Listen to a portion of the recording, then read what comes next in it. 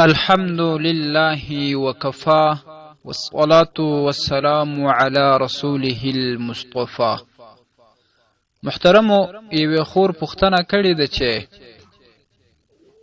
ما د خپل خاوند سره په ټلیفون کې خبرې کولې، نو خپل خاوند ته مې د ورور په نامه باندې وویل. آیا په دې سره نکاح ته نقصان رسیږي که نه؟ په دې باندې مونږ پریشانه وو.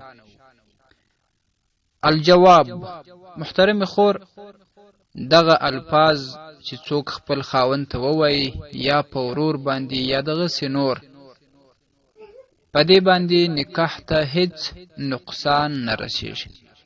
نکاح سالمه او ثابته پاته ده. رد المحتار للامام الشامی، جلد شپږم صفحه 318.